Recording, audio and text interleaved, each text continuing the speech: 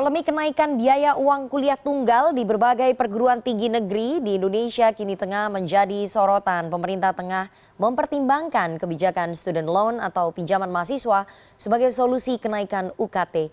Usulan ini menuai penolakan karena dikhawatirkan akan membebani mahasiswa. Sore ini kita akan membahasnya dengan Ketua Komisi 10 Saiful Huda, pakar pendidikan Darmaning Tias. Selamat sore Mas Huda dan Pak Darmaning Tias. Selamat sore, Rifana. Sore, Mbak Nana. Oke, saya mau ke Mas Selamat. Huda terlebih dahulu ya. Mas Huda, di tengah polemik kenaikan uang kuliah tunggal atau UKT, ternyata ada usulan ataupun wacana untuk membentuk ataupun memberikan student loan, pinjaman mahasiswa. Bagaimana kemudian Komisi 10 menanggapi usulan student loan ini? Ya, yang pertama, ketika student loan ini ditanyakan oleh teman-teman waktu raker dengan Mas Menteri Nadiem, belum ada bahasan sama sekali. Prediksi saya, hampir kayaknya nggak ada bahasan sama sekali menyangkut soal student loan yang kemarin sempat diwacanakan oleh Ibu Sri Mulyani. Pihak Kemendikbud kayaknya belum, bahkan membentuk tim pun kayaknya belum dibikin. Karena itu dalam rapat kemarin, Pak Menteri Nadiem tidak bisa menjelaskan sama sekali menyangkut soal student loan. Itu yang pertama. Yang kedua, saya ingin mengatakan bahwa semakin ke sini sebenarnya kalau kita mau membuka secara terbuka, semakin tidak relevan kita ngomongin soal kenaikan UKT terutama di kampus-kampus negeri kita. Yang relevan sebenarnya kita harus ngomongin bahwa perguruan tinggi negeri harus menjadi tempat mudah bagi anak-anak muda untuk bisa mengakses bisa kuliah. Fakta yang hari ini terjadi, perguruan tinggi negeri lebih mahal dibanding dengan perguruan tinggi swasta. Jadi ini kebalik-balik. Gitu. Nah, pada konteks itu kami pada posisi setuju. Jadi wacana student loan itu menempatkan semangat untuk memang mahal kan kuliah itu gitu. Sampai lalu kemudian mahasiswa harus difasilitasi dengan student loan gitu. Nah, pada konteks ini saya kira kita perlu untuk terus menguatkan diskusi dan wacana menyangkut soal pendidikan murah dan berkualitas tidak terkecuali perguruan tinggi. Karena itu saya mengapresiasi Presiden terpilih Pak Prabowo kemarin menyatakan secara terbuka bahwa kampus tidak boleh membebani mahasiswa. Kalau perlu UKT gratis. Itu versinya Presiden terpilih. Saya kira kalau ini terjadi, student loan jadi tidak relevan untuk kita bahas. Oke, meskipun student loan tidak relevan kita bahas, tapi kenyataannya usulan itu muncul dari pemerintah dan muncul di Raker Komisi 10 dengan Kemendikbudristek kemarin ya. Mas Huda, pertanyaan saya, apakah kemudian, halo? Ya. Ya, Mas Huda, apakah usulan student loan ini menurut Anda, Ini menurut teman-teman, ini sudah kontak. menurut teman-teman dari Komisi 10 solusi bagi kenaikan UKT? Ini betul-betul solusi yang paling ujung, Mbak Rifana. Jadi ketika komitmen pemerintah, saya berkali-kali kan menggugat menyangkut soal alokasi anggaran 20%, mandatory spending yang itu setara dengan 665 triliun itu. Kalau sepenuhnya untuk fungsi pendidikan, saya kira skema student loan tidak dibutuhkan. Gitu. Nah, student loan ini dibutuhkan sebagai skema di ujung ketika pemerintah masih semangatnya kuliah kita harus mahal, pendidikan kita harus mahal. Gitu. Dan ini menyalahi paradigma dan spirit bahwa mencerdaskan kehidupan bangsa sebenarnya sepenuhnya menjadi tanggung jawab pemerintah. Oke, jadi student loan adalah solusi paling ujung kalau memang nantinya UKT diterapkan begitu tinggi ya, Mas Huda ya. Tapi sekarang ini fokusnya adalah bagaimana mencegah supaya UKT ini tinggi begitu. Betul, Mbak. Jadi student loan ini sekali lagi ini skema yang bisa kita pakai dan bahkan bisa tidak ketika pemerintah betul-betul punya komitmen yang kuat menyangkut soal kemudahan akses anak-anak muda Indonesia bisa kuliah di perguruan tinggi negeri. Sekali lagi saya apresiasi statementnya Pak Prabowo, Ya, ya, Presiden ya. terpilih, untuk memastikan ini Ya. bisa terlaksana tahun depan. Oke, ini Mas Yuda sebagai Wasekjen PKB atau Ketua Komisi 10 nih. Oke, saya mau ke Pak Darmaning Tias ya. Pak Darmaning Tias, Ya. menurut Anda usulan student loan ini sebagai solusi paling ujung nggak untuk kenaikan UKT? Karena tadi Mas Huda sebagai Ketua Komisi 10 melihat bahwa kalau UKT-nya jadi naik, maka solusi yang paling ujung adalah student loan. Tapi menurut Anda sebagai pakar pendidikan, apakah usulan student loan adalah solusi paling ujung untuk kenaikan UKT?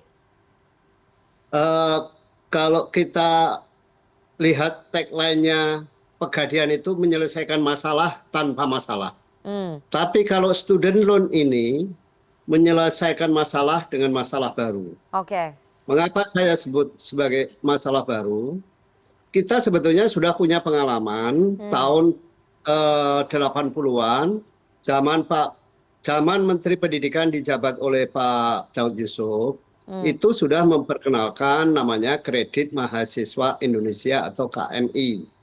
Nah, KMI ini diperuntukkan bagi mahasiswa tingkat akhir atau sarjana yang akan menyelesaikan studinya. Itu besarannya waktu itu antara 250 sampai 750 ribu zaman itu ya. Kurs dolar waktu itu masih sekitar 900.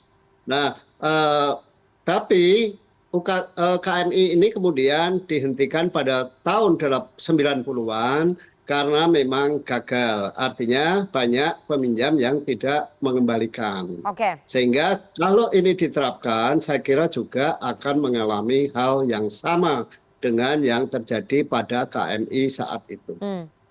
Jadi itu bukan solusi yang baik ya sebetulnya ya menurut Pak Darmaning Tias ya? Iya, itu tadi saya bilang menyelesaikan masalah dengan masalah baru, karena kalau kita baca data statistik ya BPS itu kan 10 tahun terakhir ini mengalami penurunan penciptaan lapangan kerja baru. Nah, kalau para sarjana baru itu tidak memperoleh lapangan pekerjaan yang layak, yang gajinya cukup untuk mengembalikan pinjaman mahasiswa, maka itu akan mempengaruhi tingkat kehidupan mereka. Mungkin mereka bisa menunda perkawinannya, atau juga bisa ketika menikah mereka bisa menunda membeli rumah, menyicil rumah dan. Oke, baik, saya mau ke Mas Huda terlebih dahulu ya. Mas Huda, tadi kalau menurut Pak Darmaning Tias sebagai pakar pendidikan menyebutkan bahwa wacana student loan ini menyelesaikan masalah dengan menimbulkan masalah baru. Sudah pernah ada presiden pada tahun 80-an Indonesia menerapkan program kredit pendidikan tapi akhirnya gagal. Dan kalau kita lihat di Amerika Serikat juga diterapkan dan itu gagal, malah membebani mahasiswa. Ini nggak menjadi pertimbangan ya bagi teman-teman di Komisi 10, Mas Huda? Ya tadi itu Mbak, sebenarnya kita nggak relevan ngomongin soal student loan. Kalau semangat pemerintah mengcover keseluruhan dari kebutuhan penyelenggaraan pendidikan tinggi kita. Jadi opsi tadi itu kan satu sebenarnya tidak relevan kalau pemerintah betul-betul punya komitmen kuat untuk menyelenggarakan dan mencerdaskan kehidupan berbangsa dan bernegara ini. Itu tidak relevan. Kalau kemudian semangatnya adalah ini tetap ingin dijalankan, dia adalah opsi paling ujung. Nah, untuk ini semuanya, saya tadi mengapresiasi pernyataan Presiden terpilih, konteksnya Mbak, bukan untuk apa-apa. Konteksnya, kalau betul itu menjadi komitmen, harus didorong dan dipastikan di dalam RAPBN tahun 2025 dipastikan sudah ada perubahan realokasi. Ya. Baik. Tapi meskipun itu menjadi solusi yang paling ujung, tapi pertimbangan-pertimbangan bahwa kita pernah gagal menerapkan itu nggak menjadi pertimbangan ya di Komisi 10 ya, Mas? Tentu menjadi pertimbangan.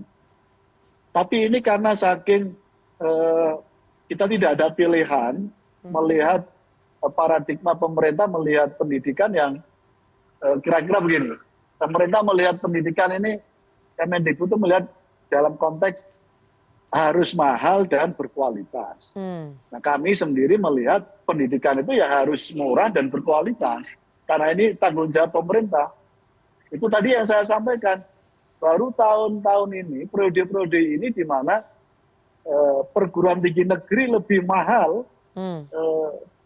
dibanding dengan perguruan tinggi swasta. Gitu. Oke, baik.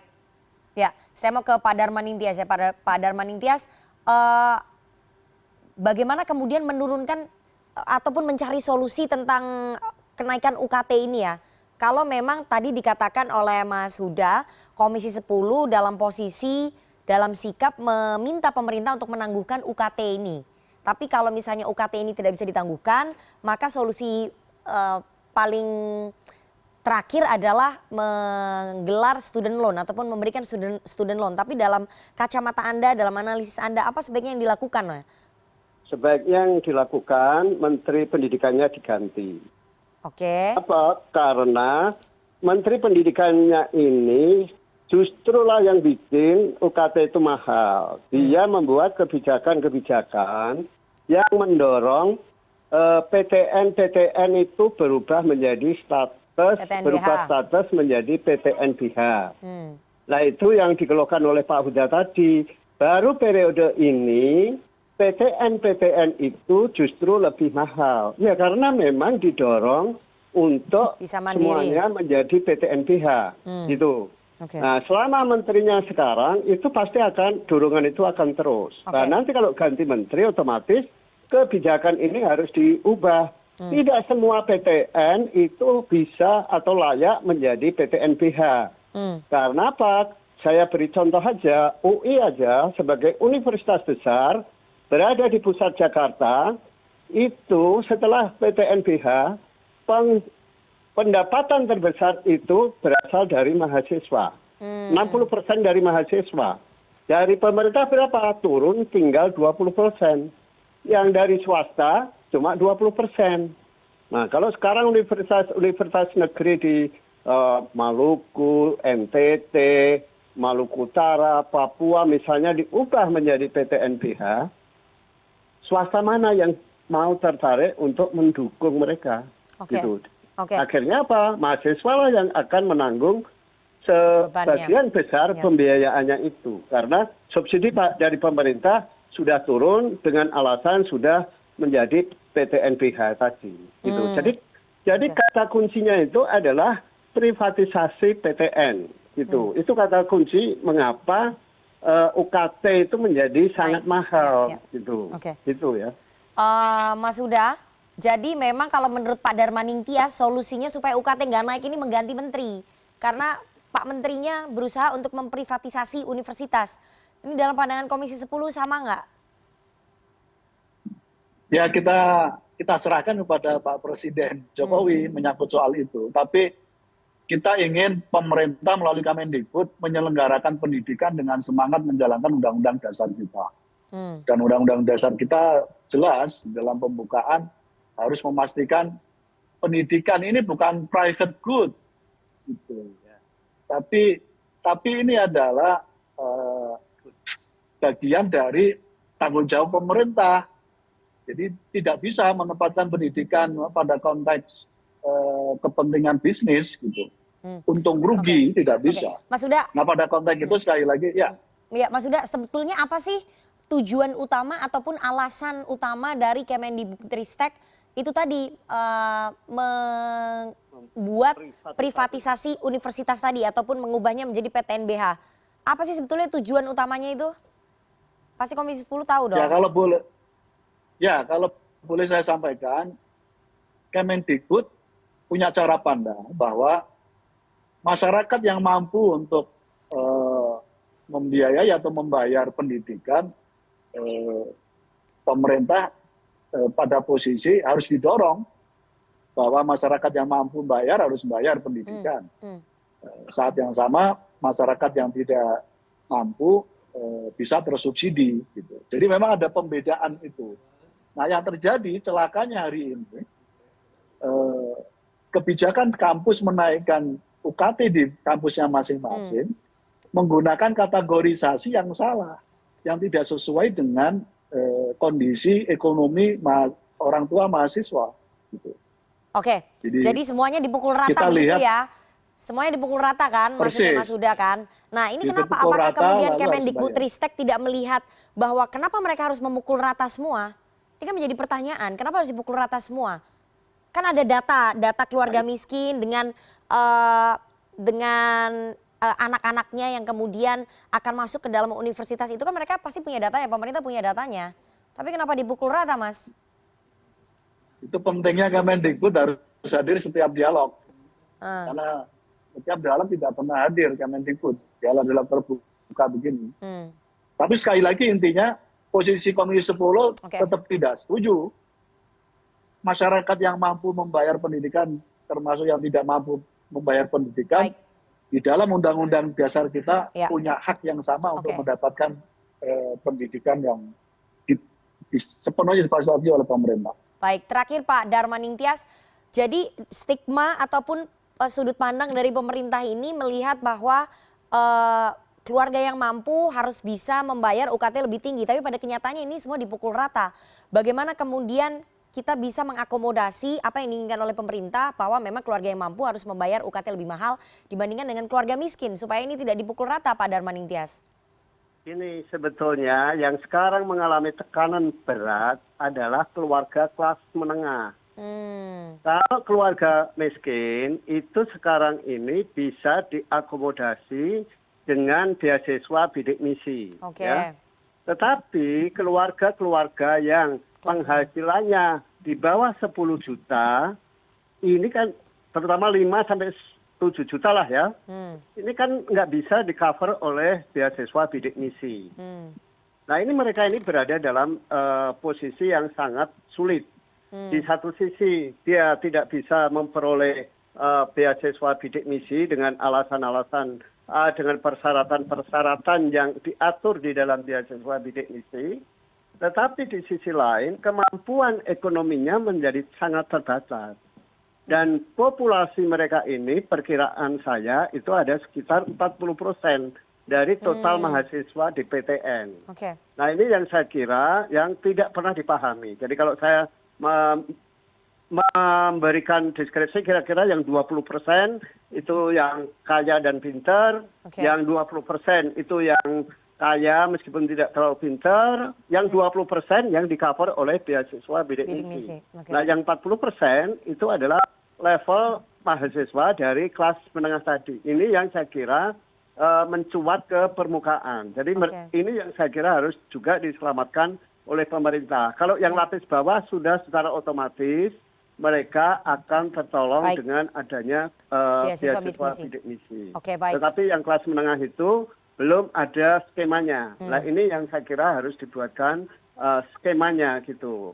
Mungkin yang harus di-adjust adalah persyaratan untuk memperoleh beasiswa bidik misi tersebut. Ini saya kira tugasnya Pak Huda dan kawan-kawan di Komisi 10 untuk mendorong Kemdikbud untuk membuat revisi terhadap persyaratan memperoleh beasiswa bidik misi. Baik, jadi kita akan tunggu nanti apakah pemerintah dan juga Komisi 10 akan membuat skema itu tadi ya bagi keluarga-keluarga kelas menengah yang putra-putrinya masuk ke universitas. Karena sekali lagi ada jumlahnya 40% kalau menurut Pak Darmaning Tias. Dan sekali lagi untuk mencapai Indonesia Emas 2045 tentu saja pendidikan tinggi itu sangat diperlukan. Jadi kalau misalnya pemerintah ingin mencapai Indonesia Emas 2045 harus dicapai ataupun dicari solusinya yang terbaik supaya tidak membebani keluarga-keluarga dan juga mahasiswa.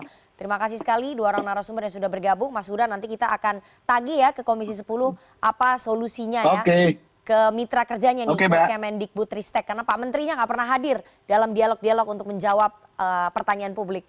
Terima kasih Mas Saiful Huda, Ketua Komisi 10 dan juga pakar pendidikan Pak Darmaning Tias sudah bergabung sore hari ini. Sehat selalu. Amin.